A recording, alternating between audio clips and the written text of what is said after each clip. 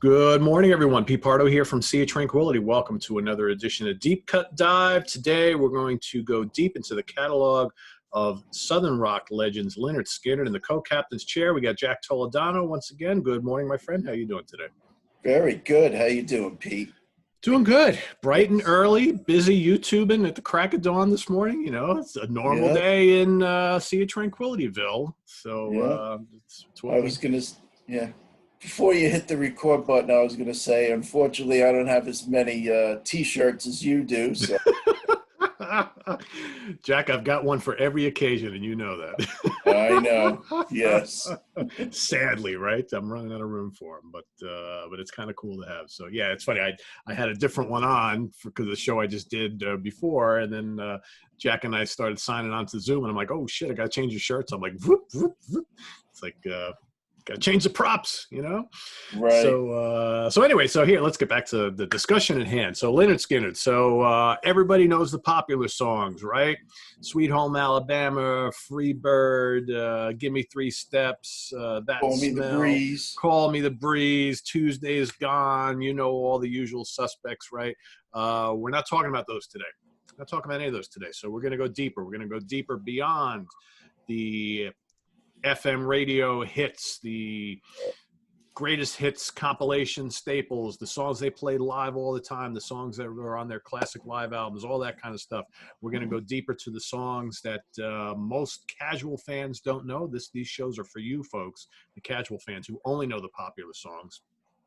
We're going to go deeper into the catalog and pull out some nuggets that hopefully you can go investigate, check out, love, and I think the hope is that you'll go and investigate some of these albums further than that greatest hits set you might have, or maybe you don't have any Lynyrd Skynyrd, you know those 8 or 10 radio classics, right, that everybody knows. We're talking about more of the deeper cuts, and for all you Lynyrd Skynyrd aficionados out there, recommend 5 or 10 deep cut tracks from throughout their catalog that your fellow viewers can go and investigate if they're not big fans of Lynyrd Skynyrd yet, but we're trying to turn them into big fans.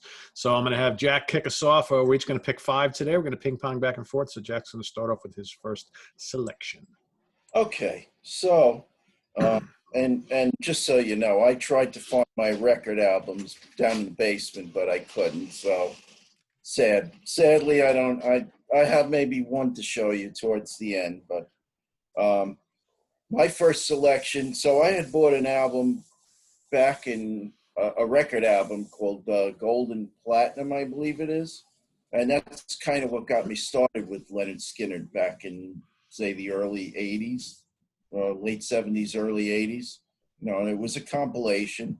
And they did have a couple of, they didn't call them deep dives at that time, but this one was a deep dive. And it was actually recorded prior to their first album, pronounced Lynyrd Skynyrd. A song called Down South Jukin'. Yeah. That's a great selection.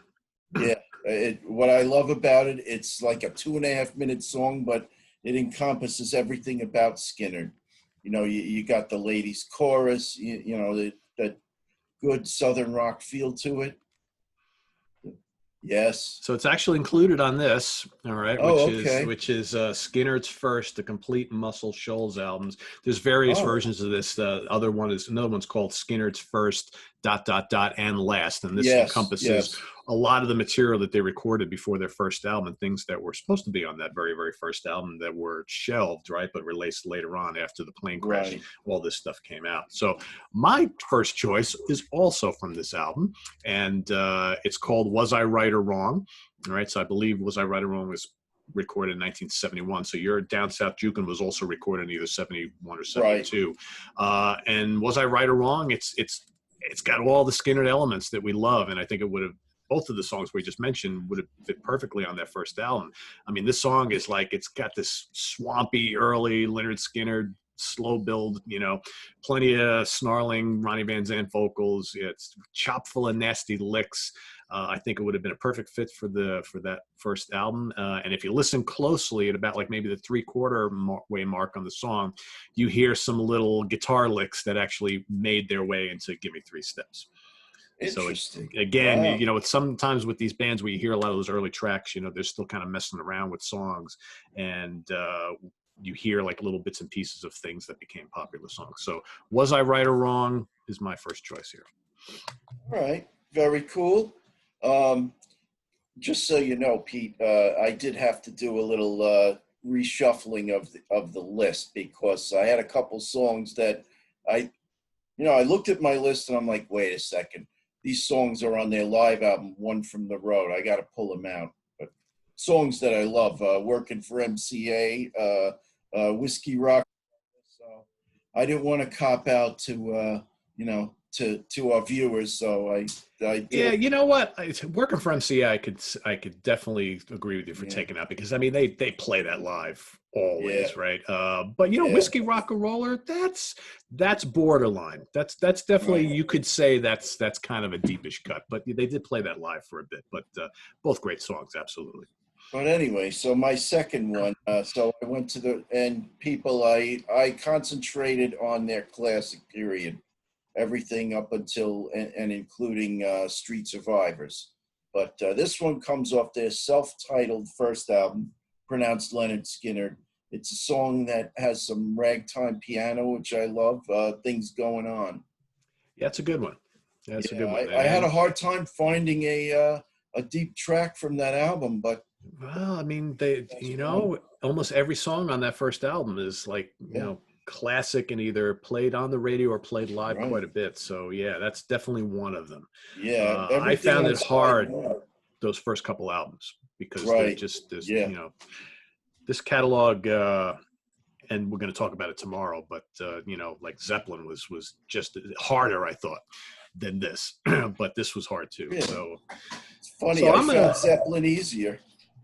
Yeah, really? I struggle with that because, man, so many of those songs, like Pete, there are just, well, anyway, we'll talk about that tomorrow. But no problem. The one thing I will say was easier is that there's less albums to deal with, right? Because I tried to I picked some stuff out of, from the later catalog and things like that. Anyway, we'll get to that in a second. So I'm gonna do two from this collection right here, from first and last. So another song, and I'm doing two because I think both of the songs I'm mentioning, Was I Right or Wrong and Wino, are like kick-ass Skynyrd tunes that I think that anybody who loves, especially the classic period, that hasn't heard these songs really needs to. Wino, again, recorded in either 71 or 72. It's one of the heaviest tunes they've ever done. It's got plenty of crunching riffs and like really cool wah-wah guitar licks, which I'm assuming is Gary Rosington. I don't know if Alan Collins was big of a wah-wah player at all. And then, Ronnie's vocals have plenty of piss and vinegar in this song. It's just a great heavy rockin' early Lynyrd Skynyrd classic that I think shows a little bit of their like influence from, because they were big fans of Free, the band Free with Paul Rodgers and Paul Kossoff and whatnot. So just really good Southern heavy blues rock. Great stuff. Wino from the Skynyrd's first and last, or however, whatever version you can get. Like I said, this is Skynyrd's first, the complete Muscle Shoals album, which has like 17 tracks on it. All good, rare stuff. Back to you. Okay, very nice. Okay, so for the next one, I'm going to go to Second Helping. Another great album by Skynyrd. It's got Sweet Home Alabama, Call Me the Breeze. What's that? Let me think of another. I'm drawing a blank, but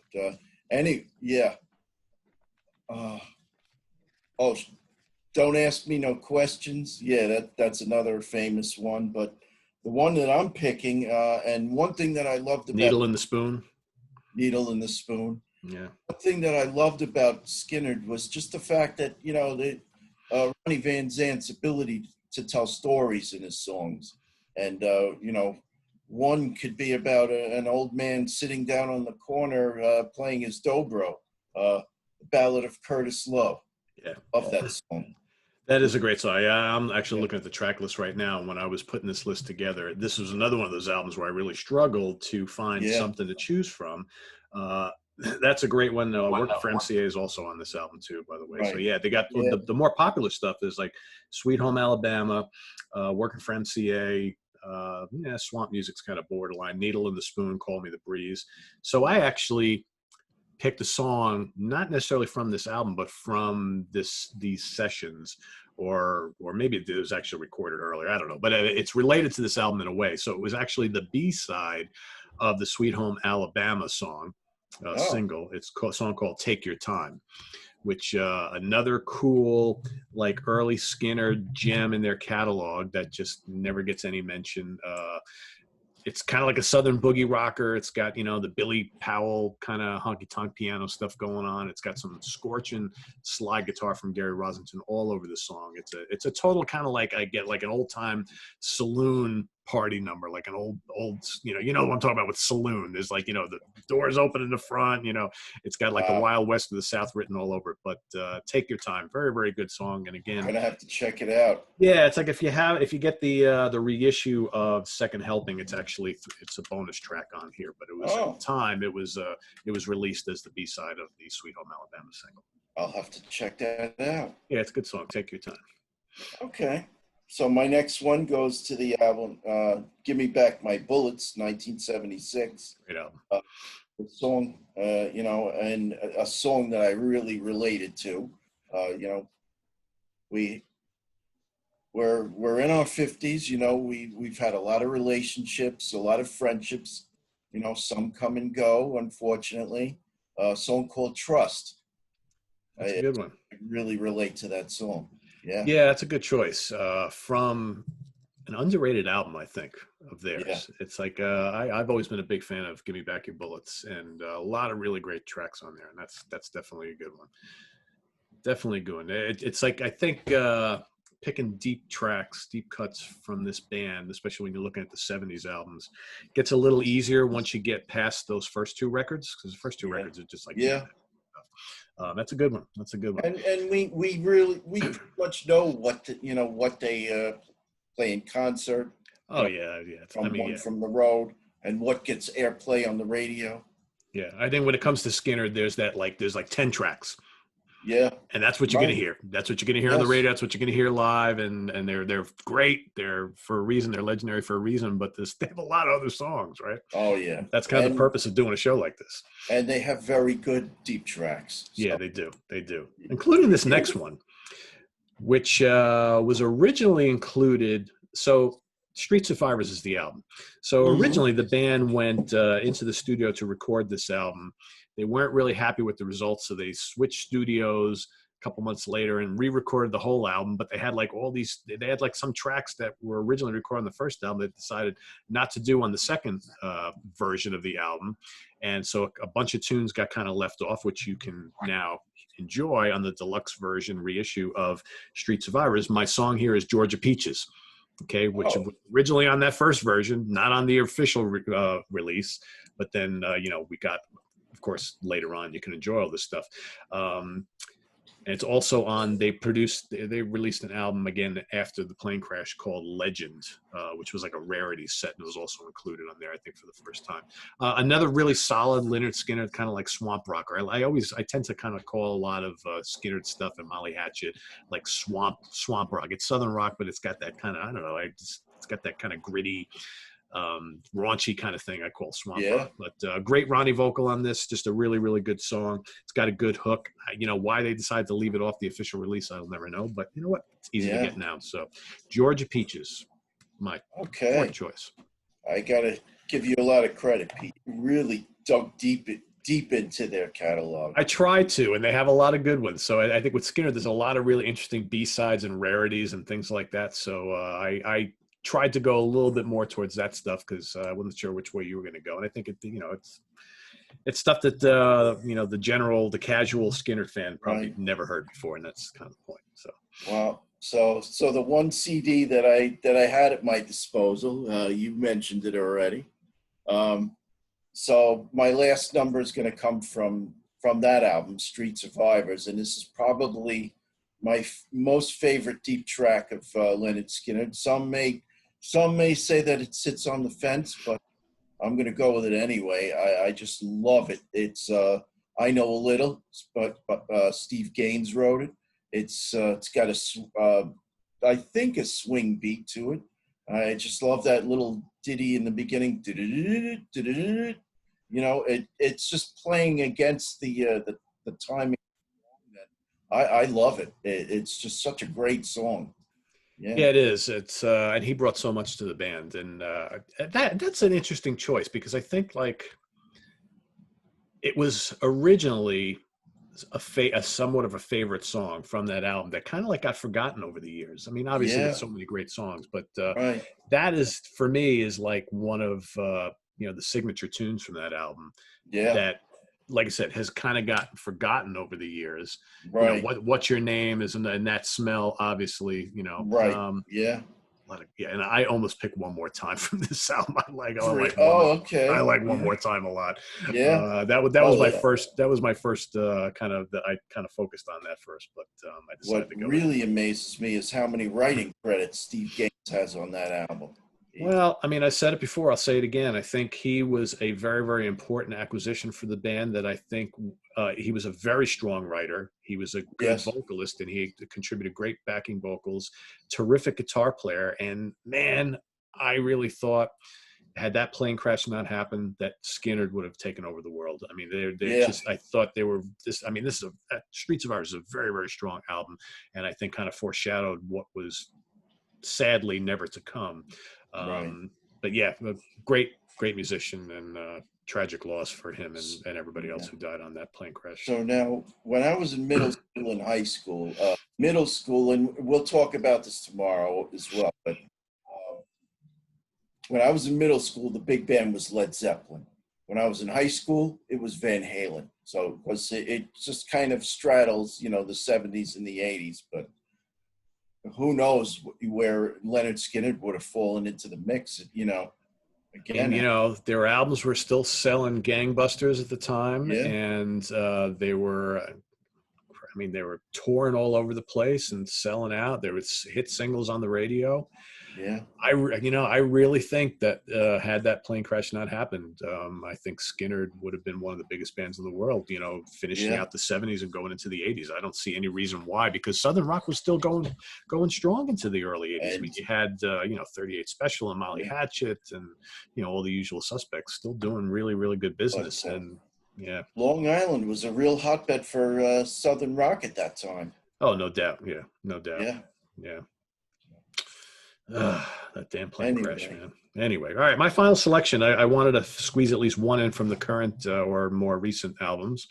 And I'm going to go to 1999's Edge of Forever, which I think is a very underrated album. And I think that the band for a couple of albums, a few years, had a killer lineup because they had, Ricky Medlock back in the band. He was an original member of the band as drummer. But then, of course, he went on to form Blackfoot as a guitarist and vocalist. So he's back in the band on co-lead guitar with Ricky Medlock, as well as Huey Thomason, guitarist, vocalist from the Outlaws. I mean, so they had just like this great lineup with these three killer guitar players. And they've released a bunch of really, really strong albums, I think. So Edge of Forever has a great song. It's actually the first song on the album. And it is so typical, a great kick-ass Lynyrd Skynyrd rocker, that I never understood from the time it was released and now how this song hasn't been a staple of their live set, because it's just such a kick-ass tune. It's called Working. I've been working there, but like a working man do. It's got this great Johnny Van Zandt vocal. It's got killer guitar work on it. It's what year heavy. Did you say it was? What's that? What year did you say that album was? 1999.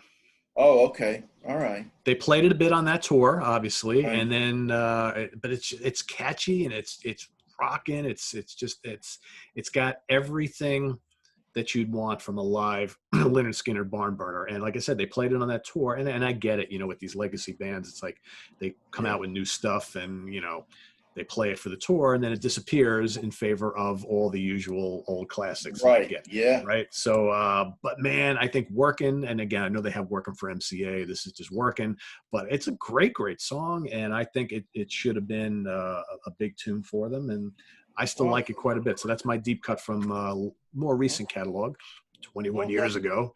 Yeah, that's just it. And I'm glad you said legacy band, because I didn't want to insult any of these bands by using that term. But, in the 2010s, that's kind of what they have to do to stay prominent and have people continually come to their shows, play mostly their classic stuff. And Yeah, because the so listener, especially we, here in this country, right? The fans, they right, just want to hear those yeah. familiar songs. We Unfortunately. saw them at Bethel Woods, I think, what was it, around 2014 or 2015, Something like that. company. And actually, that is the only time I ever saw Lynyrd Skynyrd. And just my observations from that show, I know you had the better seats than I, that you and Evelyn sat, and had the actual seats under the pavilion. And I hung out with Kirk and Kathleen on the lawn. But one thing I noticed, they were on fire that night, Skinner. They were playing with Bad Company, and when they left the stage, I think they took all the energy with them, because Bad Company was great, but it just seemed like they couldn't get the crowd participation that Skinner got that night. Yeah, I mean, I've seen Skynyrd probably like 6 times, and they're always great live. Of course, I've only seen them with Johnny on vocals. I never got to see them back in the '70s. But man, every time they play Bethel, they bring their A game. And I totally agree with you. Bad Company was great that night, but I thought they had a hard time following Skynyrd, because Skynyrd got whipped that crowd up into a frenzy. And there's just something about Skynyrd playing at the old Woodstock site up at Bethel Woods here in New York that just brings out the best in them. And it's like I've seen them there over the last like 10 years, 10, 12 years. I've seen them there every time they play there. I've gone except for once. Yeah. And I'm kind of pissed. I missed the one time I missed them was on this the goodbye tour, which I would have liked to have seen them one more time, but I have good memories of seeing them all the other time, so it's not that big. But my memory of that show is that pretty much everything they played, I knew. It was like all known songs. I think maybe one that they threw in from their later period. But the other observation was, so Freebird is a great song. We know that, but it's kind of played out for me. But damn, when they did that jam at the end, there were literally goosebumps up and down my spine from just seeing that live. That was just definitely a concert highlight for me. Yeah, no, they're definitely great live, and great live on record, or great on record, great live, no matter which way you look at it. Right. So there you have 10 really cool deep tracks from the discography of Lynyrd Skynyrd. So if you haven't heard any of these songs, or maybe there's a few that you haven't heard, go check them out, report back in the comments, and let us know what you think. That's the kind of point of this whole show. So thanks again to Jack for coming on. He'll be back tomorrow morning as we do the same thing with Led Zeppelin.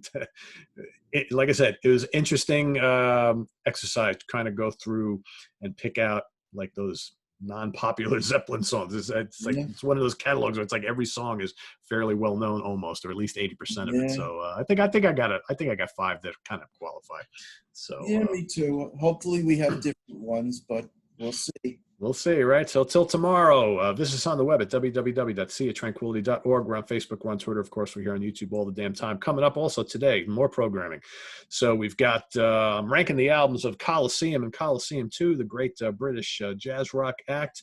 Tonight, interview with Annie Haslam from Renaissance, the great art rock band, British art rock band, who are still gracing us with their music. And then tomorrow, Jack and I will do the deep cut dive into Led Zeppelin. So don't miss any of it. Stay tuned, and we'll see you real soon. For Jack Toledano, I am Pete Pardo. Have a good one, everybody. Bye.